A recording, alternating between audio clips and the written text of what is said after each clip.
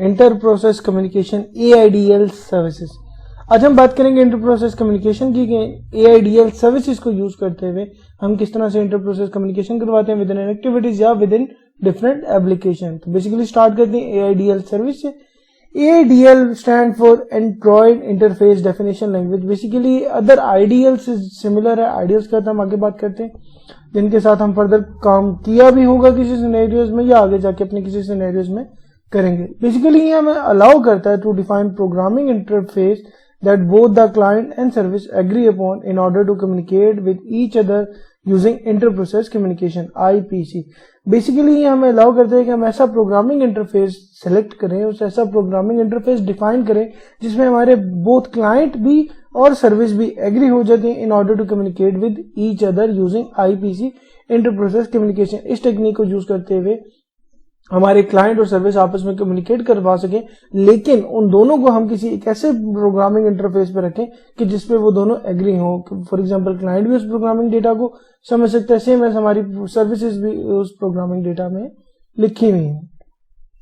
So on Android one process can not normally access the memory of another process. Normally Android में एक process दूसरे process की memory को access नहीं कर सकता। So to talk they need to decompose their object into primitives that the operating system can understand। So अगर उनको इंटर प्रोसेस कम्युनिकेशन करवानी है, अपने को किसी और प्रोसेस की मेमोरी को एक्सेस करना है, सो उनको अपने ऑब्जेक्ट्स को डीकम्पोज करना पड़ेगा इनटू प्रिमिटिव्स। बेसिकली ये वो बाइनरी पैकेजेस हैं जो हमारा ऑपरेटिंग सिस्टम समझ लेता है। तो अगर हमने यूजिंग इनके मेमोरी के करने हैं कि हम किसी दूसरे प्रोसेस की मेमोरी को एक्सेस करना चाहते हैं अपने एंड्रॉइड एप्लीकेशन के थ्रू, तो हमें उन ऑब्जेक्ट्स को जिनके थ्रू हम कम्युनिकेशन परफॉर्म करवा रहे हैं उनको एज अ प्रिमिटिव्स डीकम्पोज करना पड़ेगा ताकि हमारा ऑपरेटिंग सिस्टम उसे अंडरस्टैंड करे and marshal the object across the boundary for you, और उनको उस बाउंड्री के पार जाने की इजाजत दे सके, उनको उस प्राइवेट एरिया में जाने से रिस्ट्रिक्ट ना करे, अलाउ कर दे कि हम किसी और प्रोसेस की मेमोरी को जाके एक्सेस कर सकते हैं। So the code to do that marshalling is tedious to write. Normally हम जिस तरह से बोल रहे हैं उसके निस्बत इस कोड को लिखना काफी मुश्किल है क्योंकि इसमें कुछ सर्विसेज और कंटेंट्स इस तरह के जो नॉर्मली एक बिगिनर यूजर या बिगिनर डेवलपर इतनी आसानी से नहीं लिख सकता। सो बेसिकली एंड्रॉइड हमारे लिए इस AIDL की वजह से हमारी उस जो मार्शलिंग वाले ऑब्जेक्ट है उसको हैंडल कर लेते हैं कि हमें खुद से जाके मार्शलिंग वाली टेक्निक्स और कोड याद नहीं रखना पड़ता, उसकी कमांड याद नहीं रखनी पड़ती। हम एंड्रॉइड का AIDL यूज करते हुए वो उन ऑब्जेक्ट्स को डीकम्पोज करवा सकते हैं। सो अभी हमने देखा था आईडीएल बेसिकली एक फाइल एक्सटेंशन है for interface definition language file format जो कि कोबरा ने इंट्रोड्यूस करवाई थी। कोबरा भी एक प्रोग्रामिंग लैंग्वेज का वो कंपाइलर बेसिकली है जिसने ये पाइथन के लिए इसको इंट्रोड्यूस करवाया था। सो आईडीएल या इंटरफेस डेफिनेशन लैंग्वेज ये एक जेनेरिक टर्म है फॉर अ लैंग्वेज जो एक प्रोग्राम या एक ऑब्जेक्ट जो कि किसी भी एक सिंगल लैंग्वेज में लिखा हुआ है उसको किसी भी दूसरे प्रोग्राम या किसी दूसरे ऑब्जेक्ट जो किसी और लैंग्वेज में लिखा हुआ है उन दोनों को आपस में कम्युनिकेट करवा देती है, बेसिकली हेल्प कर देती है कि उसके पास किसी भी दूसरी लैंग्वेज के कंपोनेंट्स होते हैं। तो यूजिंग आईडीएल हम फॉर एग्जांपल मैं सी में काम कर रहा हूँ और मेरी कोई सर्विस जावा फाइल में है तो मैं यूजिंग आईडीएल या एआईडीएल जिस सर्विस को हमने बात की अभी अपने उस सर्विस को यूज करते हुए उस जावा की सर्विसेज को भी एक्सेस कर सकते हैं। सेम एज जो सर्विस है वो हमारे क्लाइंट साइड पे जो सी का कोड लिखा है वो उसे अंडरस्टैंड कर सकती है। सो यूजेस क्या है एआईडीएल के, हम क्यों यूज करते हैं? तो using AIDL service functionality can be shared among multiple application. जैसे कि हमने बात की कि ये लैंग्वेज डिपेंडेंट नहीं होता तो हमारे पास इसे मल्टीपल एप्लीकेशंस में शेयर करने की कैपेसिटी भी ज्यादा हो जाती है। सो अगर हम एक डेटा एक्सेस करना चाहते हैं from one application to another application तो then there is a need of inter process communication IPC and in Android it is AIDL. So अगर आप किसी भी एक एप्लीकेशन का या किसी मल्टीपल एप्लीकेशंस का डेटा एक्सेस करना चाहते हैं यूजिंग आर अपनी एप्लीकेशन तो आपको इंटर प्रोसेस कम्युनिकेशन की टेक्निक को यूज करना पड़ेगा जो कि in the form of AIDL service Android आपको प्रोवाइड करता है। आपको खुद से जाके इसका कमांड और इसकी कोड अलग से नहीं लिखनी पड़ती है। एंड्रॉइड आपको बिल्ट इन लाइब्रेरीज दे देता है जो कि आपको हेल्पफुल होते हैं in inter process communication. So basically ये एक light weight client server architecture है सर्विस की फॉर्म में। बेसिकली एक जावा क्लास ही है जिसको हम और उस क्लास को हमने एक्सटेंड करवाया हुआ सर्विस से। तो बेसिकली एज अ सर्विस ही ये एक्ट करता है और वो सर्विस आपके एक एप्लीकेशन के डेटा को अलाउ कर देता है कि किसी भी एप्लीकेशन का डेटा आप अपनी एप्लीकेशन में यूज कर सकते हैं। So why do we need AIDL? अब हमें जरूरत क्यों पड़ी? हमने देख तो लिया AIDL क्या होता है और उसको किस तरह यूज करते हैं और क्यों यूज करते हैं, लेकिन बात आ जाती है हमें उसकी जरूरत आई ही क्यों।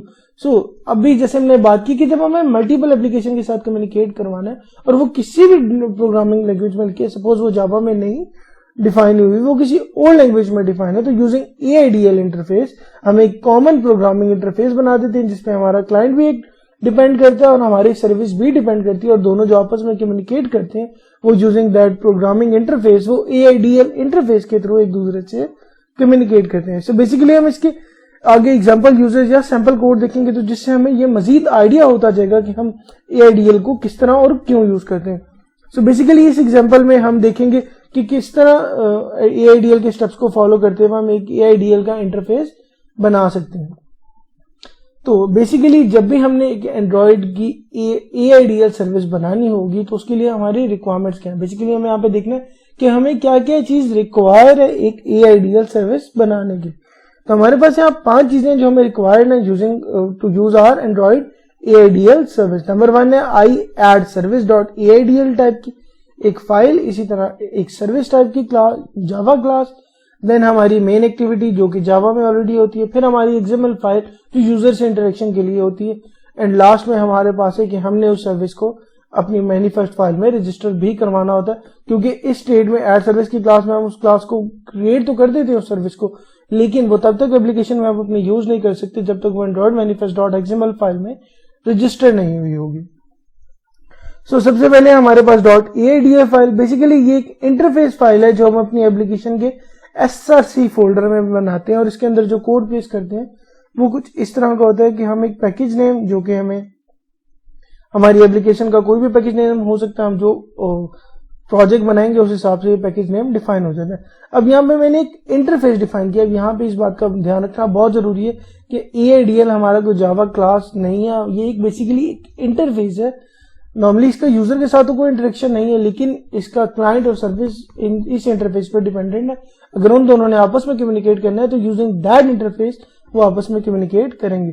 तो इसको मैंने एक इंटरफेस बनाया कि इंटरफेस iAddService, और इसमें एक ऐड का फंक्शन है जिसमें फॉर एग्जांपल मैं कोई वैल्यूज फॉर एग्जांपल एक फर्स्ट वैल्यू और एक सेकंड वैल्यू प्लेस करता हूँ और इस ऐड के फंक्शन में मैं जो भी फंक्शनलिटी परफॉर्म करवाना चाह रहा हूँ मैं अपने फंक्शनल सिस्टम की बेस पे, अपनी एप्लीकेशन की बेस पे यहाँ वो फंक्शनैलिटी इस फंक्शन में वो फंक्शनैलिटी डिफाइन कर दूंगा। So basically ADT creates AIDL implementation file. Basically gen के फोल्डर में हमारी एक AIDL की इम्प्लीमेंटेशन फाइल बन जाती है जिसमें एक एब्स्ट्रैक्ट क्लास बन जाती है जिसका नाम स्टब होता है। ये बेसिकली बाय डिफॉल्ट वो क्लास बना देता है जब हम एक iAddService इंटरफेस को क्रिएट करते हैं। जो वो स्टब क्लास है वो इनहेरिट होती है हमारी बाइंडर से, एंड्रॉइड ऑपरेटिंग सिस्टम से, और इम्प्लीमेंट कर रही होती है iAddService। ये वाली इंटरफेस को वो इम्प्लीमेंट कर रहा होता है ताकि इसके अंदर जो फंक्शन यहाँ पे हमने लिखा हुआ है, यहाँ पे सिर्फ हमने फंक्शन डेफिनेशन यूज की है, इसकी बेसिकली हम इस फंक्शन की लॉजिक इस क्लास में जाके प्लेस करेंगे। देन है हमारे पास addService.java। ये बेसिकली हमारी वो सर्विस क्लास जो जावा क्लास जिसे हम सर्विस से एक्सटेंड करेंगे, और इसके अंदर हमारा वो स्टब का मेथड होगा जो हमने अभी अपने AIDL फाइल में देखा था, जो कि रिटर्न करेगा हमारा स्टब का ऑब्जेक्ट फ्रॉम onBind मेथड। जैसे हमने बात की थी कि हमने अगर तो iBinder का एक ऑब्जेक्ट रिटर्न करवाते हैं और अगर हम उसको बाइंड नहीं करवाना चाह रहे अपनी सर्विस को तो हम नल रिटर्न करवाते थे। यहाँ पे मेरे पास iBinder टाइप का एक onBind फंक्शन है जिसके अंदर मैंने अपनी सर्विस रजिस्टर करवानी है। बेसिकली उसको यहाँ पे क्रिएट करना है, रजिस्टर तो हमारी मैनिफेस्ट फाइल में होगी। यहाँ बेसिकली मैं सर्विस को डिफाइन करूंगा कि उस सर्विस को यूज किस तरह करना है। अब यहाँ पे इसमें एक इंटेंट टाइप का ऑब्जेक्ट पास है, इंटेंट। अब यहाँ पे वो रिटर्न कर रहा है iAddService का स्टब मेथड, यहाँ पे उसने डिफाइन किया और इस मेथड को वो रिटर्न भी करेगा वापस उस हमारे iAddService में।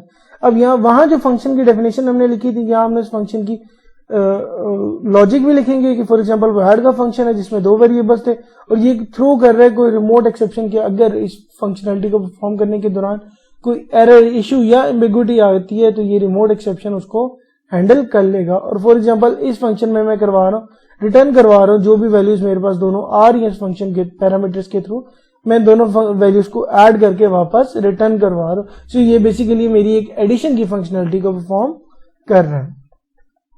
नेक्स्ट है हमारे पास एक्टिविटी मेन एक्सएमएल फाइल, जो बेसिकली हम अपनी आप की रिक्वायरमेंट की बेस पे हम देखेंगे। सो इसके एट्रीब्यूट्स और प्रॉपर्टी से तो हम अच्छे से वाकिफ हैं। और यहाँ जैसे हम अपने एडिशन की बात कर रहे थे, तो यहाँ हम दो टेक्स्ट व्यू बना देंगे जिसमें यूजर से दो नंबर लेंगे, एक बटन होगा जिसको यूजर प्रेस करके उस AIDL इंटरफेस को एक्टिव करेगा, और same as a code text field होगी जिसपे हमारे पास हमारा रिजल्ट हमें वापस मिलेगा। सो यहाँ हम अपनी एप्लीकेशन की रिक्वायरमेंट की बेस पे अपनी लॉजिक लिख सकते हैं using relative layout, linear layout, grid view, anything according to your application requirement.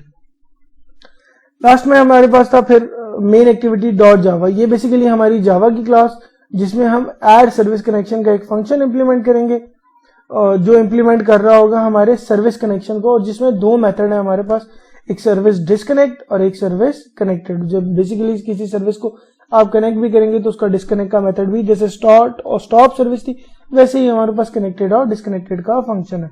So basically to establish the connection को add the code in on create, हम ऑन क्रिएट के मेथड में जाके अपनी आपकी रिक्वायरमेंट की बेस पे उस कनेक्शन को यहाँ पे एस्टैब्लिश कर लेंगे। फॉर एग्जांपल यहाँ मैं कर रहा हूँ कि मैंने कनेक्शन टाइप का एक ऑब्जेक्ट बनाया जो कि ऐड सर्विस कनेक्शन का एक ऑब्जेक्ट है कनेक्शन। और इसी तरह मैंने यहाँ पे इंटेंट बनाया, एक न्यू इंटेंट बनाया। अब उसमें मैंने सेट किए क्लास एग्जांपल कि मेरी इस क्लास में लाइक इस फाइल पे जाके मेरी एंड्रॉइड की जो AIDL सर्विस एग्जांपल थी उसमें जाके उसको गेट नेम का मेथड, जो कि एक by default built in method है, उसके उस मेथड को कॉल करो। और इसी तरह एक बुलियन टाइप का ऑब्जेक्ट है जो बाइंड कर रहा है मेरे आई को, इंटेंट को, कनेक्शन को, और context dot bind auto create, कि फॉर एग्जांपल मैं यहाँ पे बुलियन में ट्रू या फॉल्स रिटर्न करूंगा कि यहाँ पे वो मुझे ये सिनेरियो बता देगा कि मेरी वो सर्विस कनेक्टेड हुई है या मेरी सर्विस अभी भी डिस्कनेक्टेड। तो ट्रू और फॉल्स की बेस पे मुझे इस बात का आइडिया हो जाएगा। लास्ट हमने देखा था कि हमारे पास add the code in inner class on service connected method. अब ऑन सर्विस कनेक्टेड मेथड में जाके हम कोड लिखेंगे जो हमने अभी बात की कि हम ऑन क्रिएट के फंक्शन में बनाएंगे। सो बेसिकली इसमें हम लिखेंगे to get service instance in interface, हम स्टब डॉट एज इंटरफेरेंस का एक ऑब्जेक्ट यूज करेंगे in our service connected method. हमारे सर्विस कनेक्टेड के मेथड में स्टब डॉट एज इंटरफेरेंस का एक function as a function use करेंगे इसे।